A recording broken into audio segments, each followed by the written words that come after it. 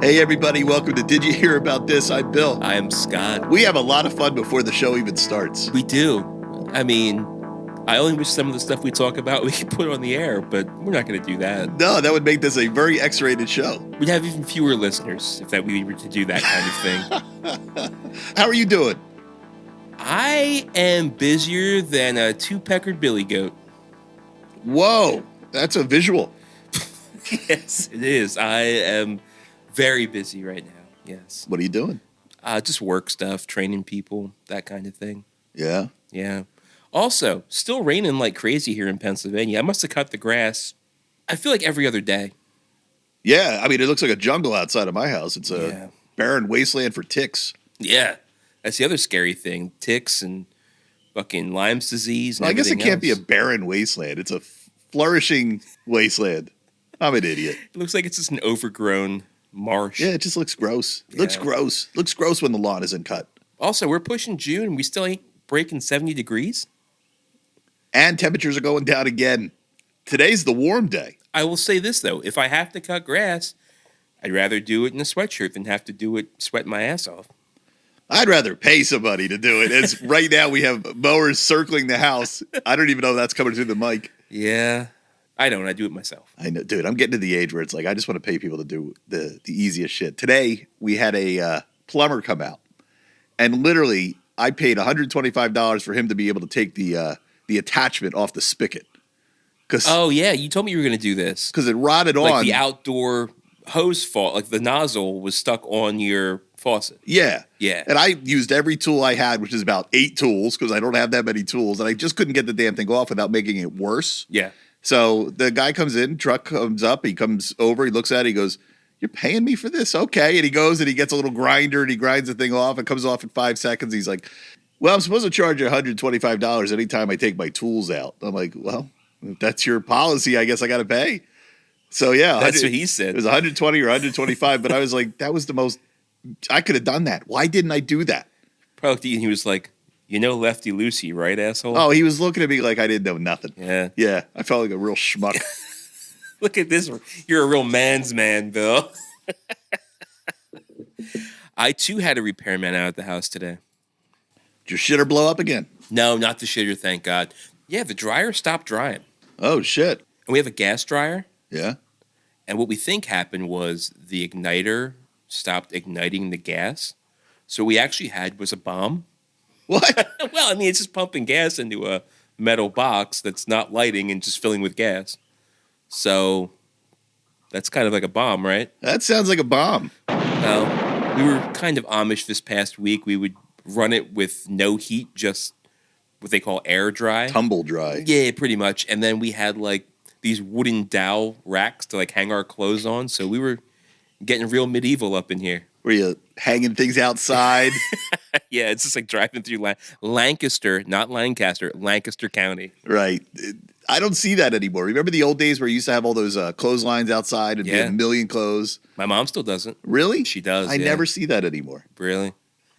Yeah. Well, that was us last week, but we had it in the house because it rains every fucking day. You can't even dry it outside. Yeah. So we were kind of screwed. But yeah, man, I mean, the cost, we talked about this before, the cost of home repairs and it's like the annoyance of home repairs, having to make appointments and have people come out and have somebody at the house. What a pain in the dick. Yeah, it's the worst. Yeah. It's the worst. It makes me want to have an apartment again. Yeah, just pay rent to some other asshole that's going to gouge me for money, but then it's his problem. Right. That's exactly right. We thought we wanted houses. We don't. We really just want apartments. Yeah, it's true. That's senior living. That's You've gone full circle. Yeah. I want assisted living. Assisted living. That's where we all end up, back in apartments. If you're lucky. Well, yeah, I guess so. Hey, so I watched that Pee Wee Herman documentary. Oh, I wanted to. I didn't get a chance to yet. Yeah, it's great. Just the previews were fantastic. It's 2 episodes, and I think each episode is an hour and a half. I don't know why they made it a TV show with 2 episodes. Just make it a fucking documentary. Right. You know why they do it? Honestly, they do it so they can put it out to the award shows as a miniseries. Oh, really? I think that's what. There's certain criteria where you can go out as a documentary, but I mean, Christ, Netflix puts out documentaries 5 a week. A lot of competition in documentaries.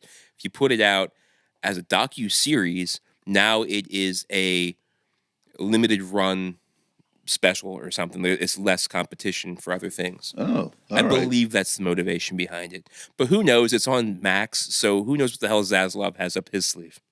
It had an interesting ending. I won't ruin it for anybody. I definitely recommend you all go see it or go stream it. But it was fascinating. I mean, it was a lot of footage of Pee-wee that you never saw before, and Paul Reubens outside a character, which is just one of those things you never saw that in the early days. So it's like seeing your teacher at the supermarket. Oh, yeah. Weird. Or at the strip club. On stage.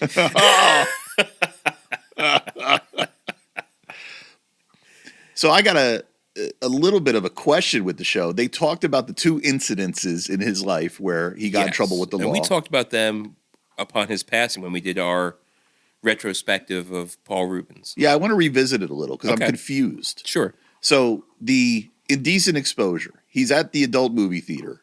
He's doing what probably everybody else in there is doing, or at least that's what they said. They said they ran in, they busted the place. He just happened to be in there. They weren't trying to bust him. They were just busting the place for lewd activity. Even after he was arrested, they didn't know it was him. It didn't look like him. He was kind of, I won't say in disguise, but he wasn't clearly in his Pee Wee Herman garb. Right. He had longer hair. They didn't know until they took him in for booking that it was Pee Wee Herman. Yeah, he looked like an old spied villain. Yeah, he really did, yeah. So he basically says throughout the documentary, I didn't do anything. I didn't have anything out. I didn't have anything being manipulated. Yeah. They lied. But then when court came, he basically pleaded no contest to the charges. Yeah. And I couldn't quite... Why would you do that? They didn't go into too much detail there. Why did they do that? I don't know.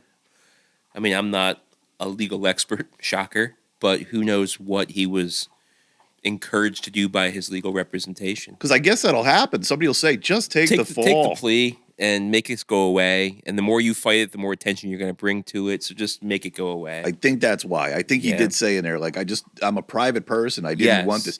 But yeah, but you left this legacy. I think if you take it to trial, it brings your entire personal life under the microscope so they can determine your character.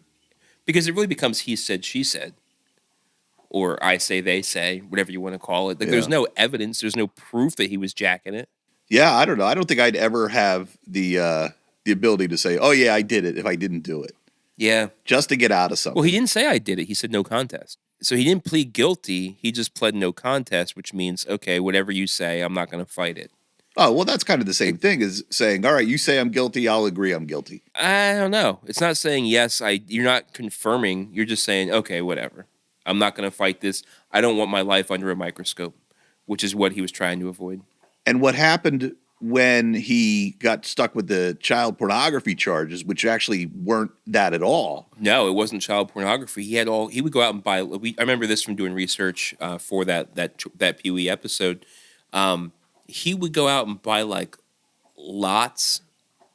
And when I say lots, I mean like auction lots of old magazines, erotica, like 1950s kitsch type art. And that's what they were calling child pornography. Well, this was a bunch of men in Speedos. It was. Yeah, yes. It was like 40s and 50s and 60s men in Speedos. So it was pop culture sexy stuff from the gay lifestyle. Sure. But there was no underage stuff. No. Right. No. But again, no contest because he was very much not coming out as gay.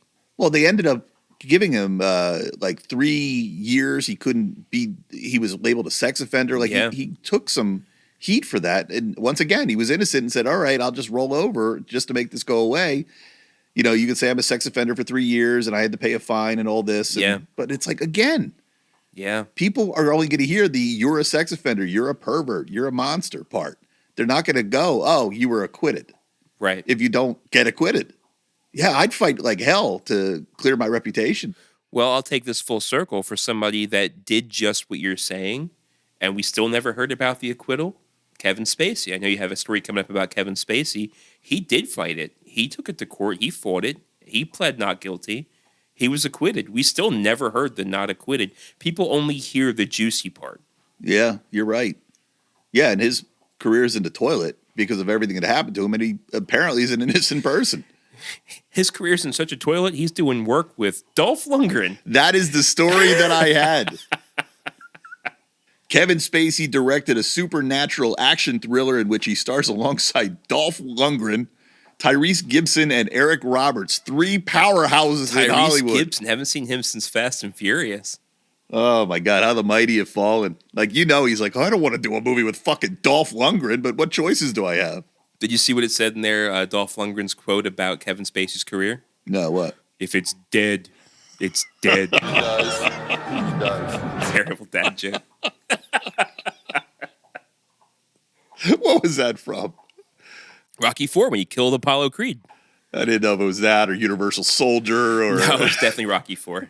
It says the indie film, which has the working title of Holigards? Holigards? What a dumb name. Yeah. Holigards is planned to be the first in a franchise known as Statigards versus Holigards, and also stars Harry Goodwins, Sven Temmel, and Sonia Pim Koling.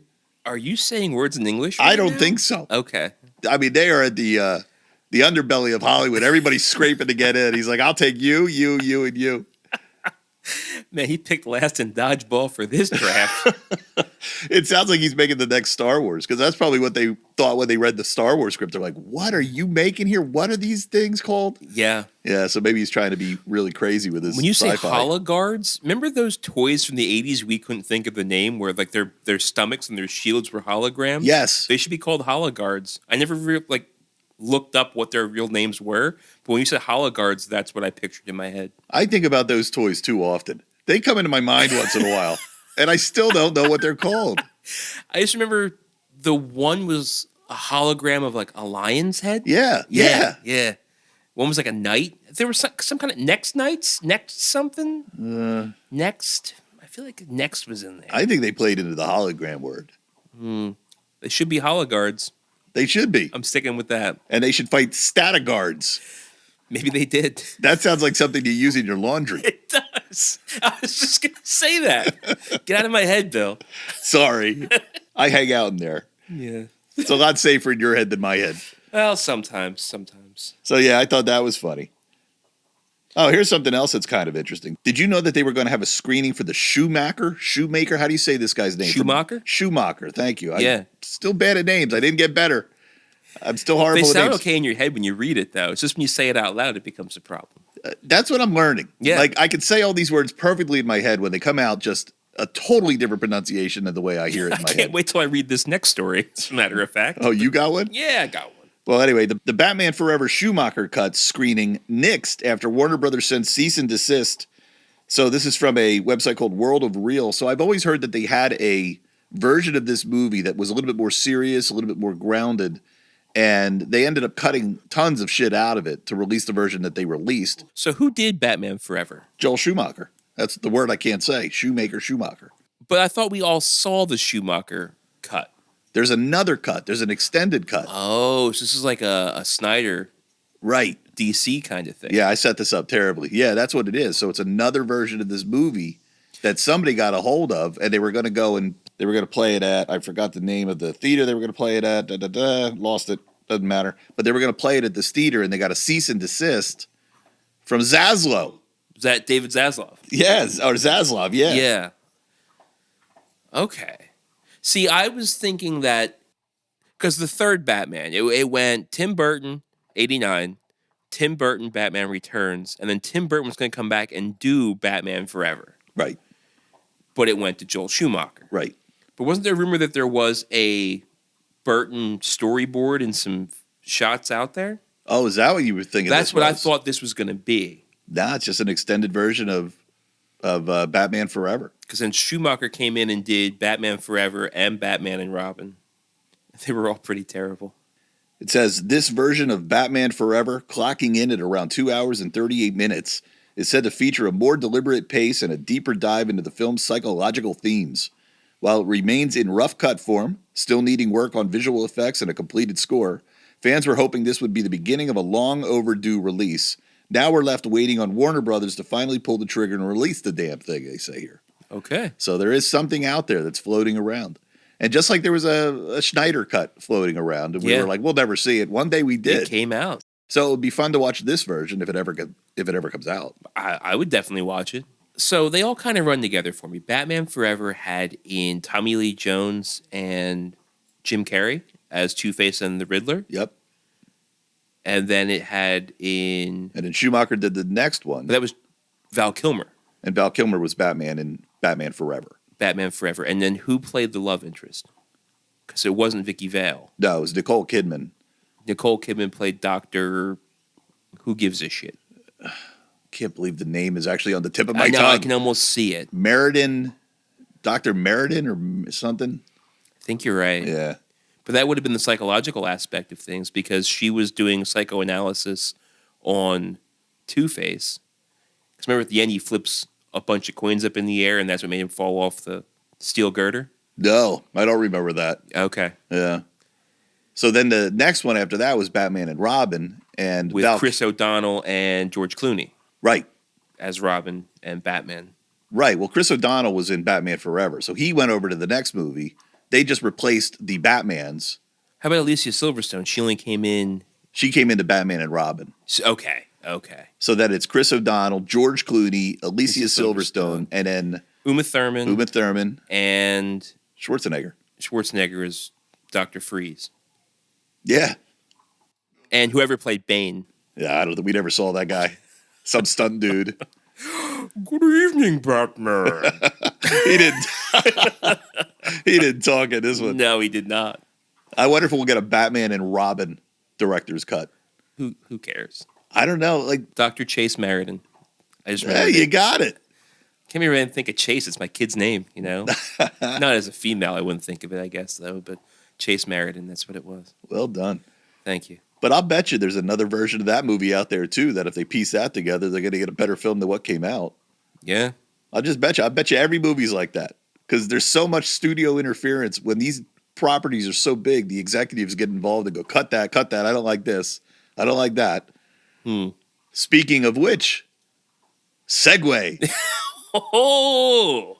Talking about executives getting involved in superhero movies. Superman, the movie coming out that we're talking about with James, that we've talked about several times with James Gunn. According to this world of real, Superman faced major changes after test screenings, reshoots, less humor, shorter runtime, new editor, and composer. That's a lot of things being changed on this movie. And that this is real. I believe everything on the internet is real. And we're at the 11th hour with this thing. Like this is coming out in July, right? Yes. Yeah, I think that's true. Damn. They're going to work this thing right up to like the last day. It's just like me doing a final paper right before the due date. James Gunn is going to pull an all-nighter. I mean, the only difference is they actually started it before the day before. But yeah, that's incredible. And I will say, having not had access to the screeners or anything like that, clearly, we talked about it on here. The previews really didn't do anything for me. Nah, me neither. I know. Made some people cry, but not me. Oof. Altogether, about 25 minutes of footage has been trimmed from the earlier version, giving the final cut a leaner feel. I'm going to start the hashtag release the Gunn cut right now. I mean, I think, and we've talked about it on here, superhero movies have become too bloated, have become too big of a thing where they don't need to each have a 3-hour runtime.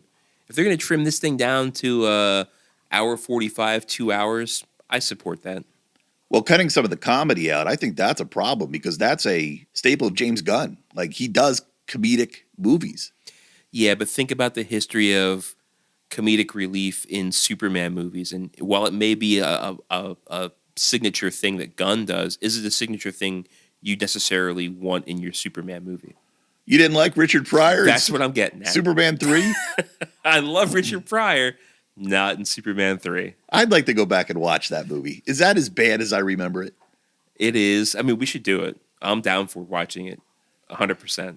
I could barely remember that movie. I mean, there was so much Richard Pryor in it. Yeah. Like, at some point, it was not even a Superman movie. It was just Richard Pryor doing antics and screwing up the city and making the traffic lights go all wacky. So aside from Superman 3, what's your favorite Richard Pryor movie? I think that's it. I don't think there is an aside. It's a classic. You don't like the toy? Toy's okay. I watched that a few times as a kid. My favorite, Hear No Evil, Speak No Evil, with him and Gene Wilder. Gene Hear No Wilder. Evil, See No Evil. I remember that. Pryor was blind, Gene Wilder was deaf. Or vice versa. Gene Wilder was blind, Richard Pryor was deaf. Right. And they teamed up, and they were framed for murder. The two of them together was so good. I liked Brewster's Millions. Oh, that was a great one. That was a good one. Yeah. Where he had to spend all the money. John Candy was in that one. Was he? I don't even remember that. Remember he was a minor league baseball player, and John Candy was his catcher. He was a pitcher. But he had to spend $1 million with nothing to show for it at the end of it. Yeah. Yeah. I think of that sometimes. That's so funny. What a great... I would wish that would happen to me. I could spend that money so easy. But having said all that, Richard Pryor did great things. His stand-up comedy, hilariously funny, did not belong in Superman 3. Maybe cutting some comedy out of James Gunn's version of Superman, not a bad thing. Well, we'll see. It might need the laughs. I don't know. Where were the laughs in Creature Commandos? It's a good point.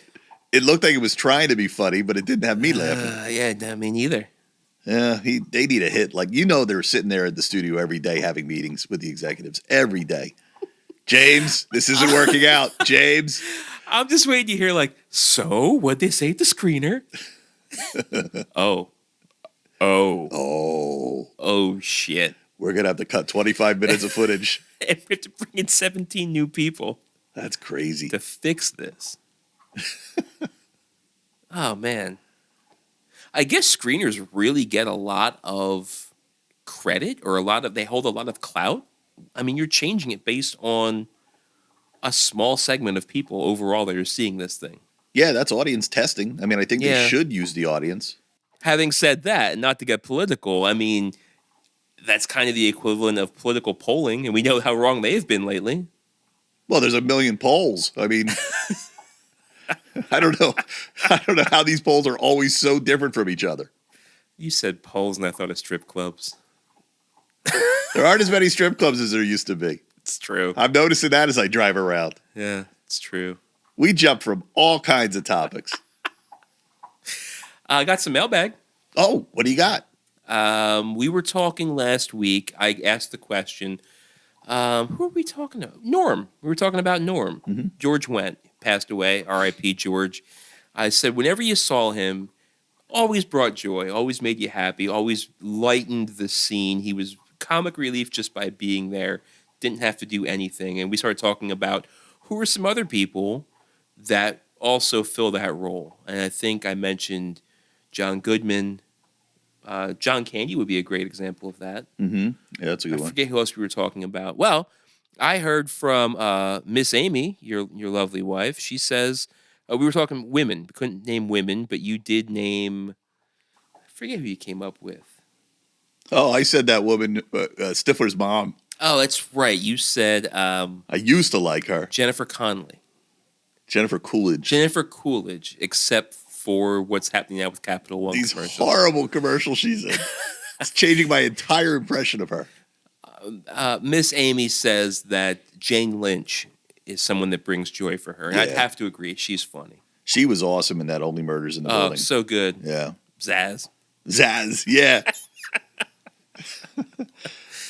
Yeah, she's funny. I liked her in 40-Year-Old Virgin, too. Yeah. I'm trying to think of other things she's been in. She was a stand-up comedian, I think, for a while. Yeah, she was. She was doing like that network Sunday game night or family game night bullshit where she would like have people play Pictionary and stuff like an actual host. Yeah, I like that. I like when celebrities become game show hosts. That means it's over. Yeah, Well, that doesn't- Rob Lowe was doing that one called like The Floor or something. Yeah. I'm taking that statement back. It seems like Alec Baldwin did something for a while. It seems Really? like you can go do a game show and still have a career now. Man. But that used to be the kiss of death. You go to game Dude. show land, you're done. Your career is over. I read a story tonight. Jeff Probst from Survivor just announced the cast for Survivor season 50. Season 50? Yeah. What the fuck is that? I think that's one of the longest running shows now. That's insane. Who's watching it? I don't know. I don't know anybody going, did you see that last episode of Survivor? Oh, the one where they did the alliance and then stabbed the other guy in the back? Yeah, stab me. Get me. I don't want to hear about Survivor. Get me out of this conversation. Yeah. Yeah, that's crazy. That's too much Survivor. I heard from brother Tim. He said when you guys were talking about Norm, you forgot his classic appearance from the Saturday Night Live Chicago Bears skit. The Bears. The yes, Bears. he was part of the Superfans. Yeah, we totally forgot that one when we were talking about things that Norm did. That's true. Shit, Norm. George Wendt. Wendt, given the respect of using his actual name. Good call, Brother Tim. Also heard from Brother Chris. Didn't have much to say, just wanted to let it be known that he never misses an episode. Oh, that's awesome. So if you never miss an episode, let us know. You'll get a shout out too. Even we miss episodes. Yeah, for real. I have a story following up to something we talked about last week. What's that? We were just kind of shitting on bands that do multiple farewell tours. I think we were talking about it. You joked about The Who. The Who. Who's currently doing a farewell tour after they've done many before. Yeah. And then you told me that Kiss is back doing tours again. Well, doing a Vegas thing. Oh, they're doing a residency. Yeah. But still, they did a farewell. Does a farewell tour just mean you're not touring anymore? Or you're not playing shows? I thought it was like you're done. Kiss sold their name. Like Kiss sold their rights and everybody else gets to be Kiss except Kiss. And then all of a sudden they're like, hey, we're back on stage. Huh?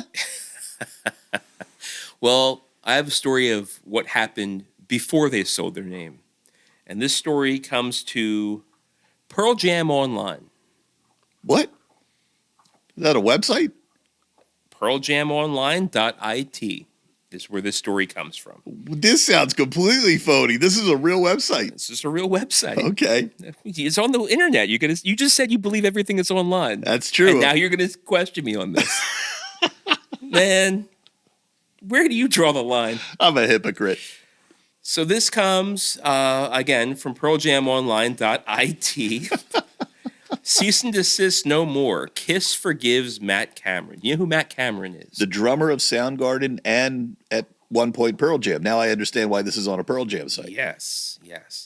I will just read this story as it goes because it's a good story. From a scrappy school cover band to rock and roll legend, the hilarious story of a young Matt Cameron's 1975 cease and desist letter finally wraps up with some good vibes and laughs. Back in the 1970s, a super young Matt Cameron, future drummer for Soundgarden and Pearl Jam, as Bill points out, was jamming in a Kiss cover band right in his San Diego neighborhood. Alongside two buddies, they played school parties, local gigs.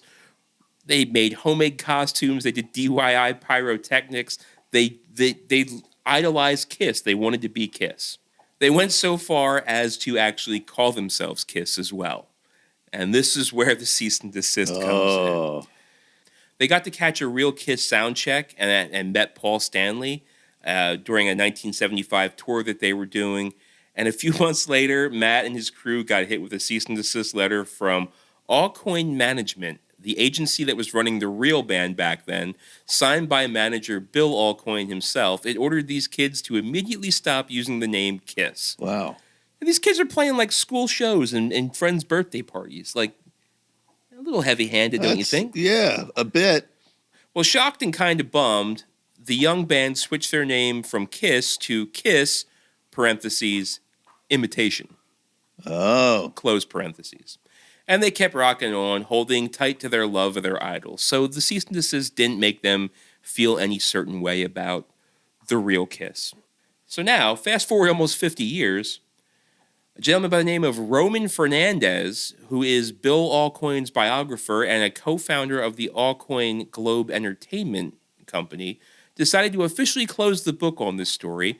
On May 2nd of this year, he sent Matt Cameron a, quote, forgiveness letter, along with a commemorative t-shirt, an original Allcoin Management business card, and some flyers from Allcoin's Rock and Roll Hall of Fame campaign. Fernandez wrote, with all the powers not granted to me, I hereby officially declare the cease and desist letter from Allcoin Management null and void. Matt posted a pic of this on his Instagram saying, case closed, big thanks to Roman Fernandez for this insanely thoughtful gift. He also tagged hashtag Kiss and hashtag Bill Allcoin, closing a funny chapter from his youth, a story that just makes you smile now that everything ended up lighthearted in the end. Not to be outdone, Gene Simmons is still a dickhead. Meanwhile, Gene Simmons jumped back into the mix, accusing Pearl Jam of ripping off the solo from Kiss's She for their hit Alive. Now, Alive was off their 10 album. 10 must have came out in 1995. I'd say even sooner, 92 or 93. Oh, here it is, 91. All right. The beef isn't new. Back in 91 when 10 dropped, Mike McCready openly said his Alive solo is a tribute to Ace Frehley. Quote, Ace is my hero. This is a shout out, not a theft. He said that straight up. He even rehashed that recently on the Shred with Stiffy podcast hosted by Foo Fighters' Chris Shiflett. The Alive solo comes from Kiss's She, and Ace Frehley's solo comes from Roger Krieger's 5-1 by the Doors. Yeah, all the shit was borrowed from each other. Exactly. It's an endless cycle of inspiration. Yeah, it's like 1990s hip-hop. Everybody's stealing lines from somebody else and remix it into something different. That's what guitar solos were back then. So is Gene jumping in to be a smartass, or is he like... No, he's probably after fucking money. Unbelievable. He feels like they got away with one. Not to be outdone as a dickbag, here comes Gene Simmons to say something stupid. God, this guy. This fucking guy. Remember my story about meeting him, where somebody thought I was his security guard? That's right. That's like a 12-year-old kid, 15-year-old kid. I'm like, I don't look like anybody's security guard. Hey, can I go up to Gene? Who the fuck do you think I am? But when I met him, he was a nice guy, but he was a dick. He's a dick and a nice guy at the same time. Yeah. Yeah, I don't know how to explain him. I don't know. But I read this story and I was like, yep, this checks. Everything tracks. Yeah, he's fascinating to me. There's nobody like Gene Simmons. I watch interviews with him sometimes, and I'm just like, there's something wrong with you. Rock and roll. Yeah, I'm trying to figure out how to describe how he's a dick and a great guy at the same time. He's the only person like him. Gene Simmons.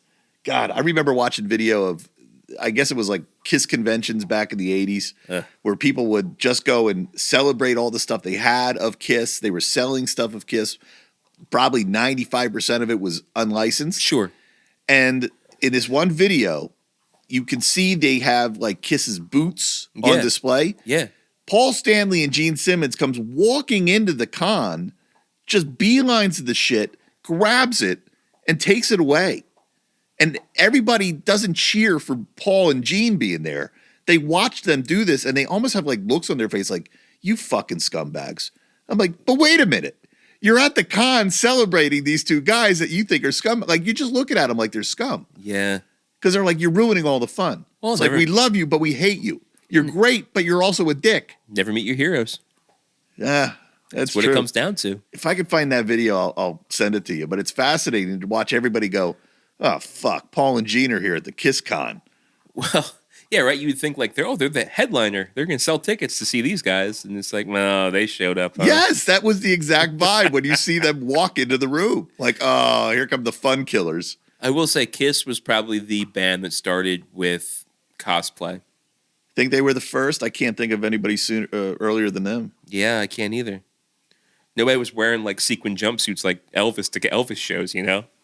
What geniuses. Let's paint our faces. Go out on stage. I think by the time you get to hair metal, most people that were hair metal fans already dressed like that in their regular life, so it wasn't really cosplay so much as it was just Aquanet and neon and spandex. You real know? Life. Yeah, right. That wasn't in homage to, you know, David Lee Roth or anything. That was just Thursday. I think a lot of that came from David Bowie. A lot of the glam stuff came from David Bowie, and it just morphed. The music morphed into the hair metal. Yeah, but Bowie was doing glam in like the late 70s, mid 70s. When he was doing Ziggy Stardust, like that was early on. Yeah, rolled into L.A. in about 1985. I think I remember seeing from a documentary. Yeah, so it was like L.A. Guns, and then. No, it's bands that you never heard of. Really? Yeah, it was before everybody started to get signed like crazy. LA had two lives in the music scene. So there was one earlier one, and then there was the one that, you know, happened with hair metal. But like the earlier one was like the 70s with Van Halen and Randy Rhoads was out there. When you mentioned glam, all I could think of was Charlie Murphy on the Dave Chappelle show when he was talking about Prince. Yeah. He was like, yeah, man, that was back in the day when the guy looked like the biggest woman. Got the most chicks. yeah, that's how it was. I remember having Poison pictures on my wall and just being like, I know my mom thinks that this is crazy, that they're all dressed up like girls. Yeah. But I want to be them. But I didn't have the guts to be like, I'm going to go on stage and dress like a woman. I just didn't have the guts to do it. You're buying your tops in the men's department. You weren't going to buy blouses like Bret Michaels. Right. Yeah. So I thought there's no way I could be a rock star because I refuse to dress like that because I'm just too embarrassed to do that. Well, he's still doing shows. He's still doing shows. I should have done it. I should have gone to L.A. and lived out my rock and roll dream. There you go. Well, Bill, what could have been? We'll never know. The world will never hear my hair metal. I'm thinking of a Fallen Angel. How's that go? Win big. No, I know. Fallen Isn't it like angel. stepped off a bus Out into the city streets. That's what I'm thinking is Bill getting off the bus in L.A. Yeah, looking for the big time. that's me. I'm the fallen Win angel. big, mine was fallen angel. I could have been the fallen angel, Scott. What was the bar you ate at out there? Where wasn't it Rick Rhodes that just sat up in the corner? What? Wasn't there like a restaurant you went to where you always sat in the corner? Wasn't it Rick Rhodes always sat in the corner playing the fucking video poker game? Oh, no. It's the Rainbow, Oh, the Rainbow is the name of the bar. and it was Lemmy. Lemmy, that's who it was from Motorhead. Who's Rick Rhodes? Randy Rhodes is what I was thinking. Oh, Randy Rhodes, yeah. I don't really... Mick Mars is the other guy I was thinking. He was from Guns N' Roses. Guns N' Roses. No, Molly Crew. Christ. Crew. He was from Jeez, Crew. It's so hard to keep them all I together. know. The older we get, the more distant that shit gets from our world. All right, well, one last thing before we wrap up. I thought this was kind of funny. I guess there's a guy named Barry Diller. You know who Barry Diller is? He was a No. CEO of Paramount Pictures way back in the day. And he's got a book out called Who Knew? And he's telling some Hollywood stories. Oh, he's spilling some tea, huh? Spilling some tea. And somebody asked him, what was the most coked up set you've ever been to? Let me see. What could be the most coked up set? And this was from the 70s? Well, this is from the 80s. The 80s. movie that he names is from the 80s. Is it a well-known movie? Yes. The most coked Well, up set. it's well known to us. Oh, shit. I don't know. Let me think about this, though. I'll have a good answer. The most coked up set from the 80s. One Crazy Summer? No, that was past the 80s. That was like 85 or something. This is 1980. You can't say it's past the 80s when you say it's mid-80s. Oh, sorry. I meant to say it's past 1980. Oh, okay. I don't know. I give up. I was just thinking Bobcat Goldthwait could be a big enough snowblower for the entire crew. Yeah. The answer to this question is the movie Popeye. Oh, With Robin- well, there you have it. with Robin Robin Williams could Williams. be enough to carry the entire crew. You couldn't escape it, Diller said about the drug use on the movie set. They were actually shipping in film cans at the time. Film cans would be sent back to LA for daily processing, right? Because it was dailies, film. They had yeah. to do the dailies. Yep. This was shot in Malta. Where's Malta? Malta is a chain of islands, I believe, off of Spain. I'm horrible at geography. And we found out that the film cans were actually being returned and shipping cocaine back and forth to the set. Everyone was stoned, he says. So that was Shelley Duvall as Olive Oil and Robin Williams as Popeye. Right. Okay. I don't know if anybody else was in it. I can't think of anybody else. Who played Bluto? Or was it Brutus? Or I don't even Brutus? remember. That's right. I take it back. Malta is an island off of Italy. South of Italy, north of Tunisia. Hey, So you in did- the Mediterranean Sea. You did better than me. I had no clue I thought it was whatsoever. I thought it was further out in the Atlantic, but it's not. I thought it was near Albuquerque. Yeah, they shot Popeye in landlocked Albuquerque. I remember that movie coming out and me being a little bit like weirded out by it. It was kind of strange. Yeah, And there was some like Popeye didn't make a good transition into live action. It was almost Uncanny Valley with how big his arms were and shit. Yeah. Everything looked like rubbery and fake, and it wasn't great. But Shelley Duvall made a hell of a good Olive Oil. I remember liking her. She was funny. Yeah. And he would just run around and I can't understand a word he's saying. That's kind of how I felt about a lot of Robin Williams stand-up work too. He's going a mile a minute, and I can barely catch every third word. It's the Coke. There you have it. Could you imagine? We've talked about situations where people were drunk or high on in the movie, like Mario Brothers, the original movie. Oh, yeah. Apparently, John Leguizamo and It was Bob Hoskins. Hoskins. Yeah, apparently they were drunk the whole time making the movie. So now when I go back and watch, I go, oh yeah, I can kind of tell they're drunk. That makes sense. Now I want to go watch Popeye again and just look at everybody being absolutely stoned. It's and like coked Robert up. Shaw when he made Jaws. He was drunk all the time. He was drunk doing that? All the time. Wasn't playing drunk? He was really drunk? He was really drunk. God damn. Can you imagine like the next day going, I just filmed a movie scene and I don't even remember what I did? Whew. I mean, I have to think Robert Shaw, that alone has to be the greatest drunken acted scene ever. Yeah, I want to watch that again too. Jaws. I watch it every year, usually right around 4th of July. Yeah, I don't get it. I would not have the guts to do that. I'd feel so insecure the next day. Like, what did I just put on film? I kind of feel that way about this show sometimes, Bill. Oh. So having said that, we'll wrap it here. Tell a friend. Let them listen to our hijinks. We'll talk to you next week, and we'll both learn on Monday what the hell we talked about tonight. Take care.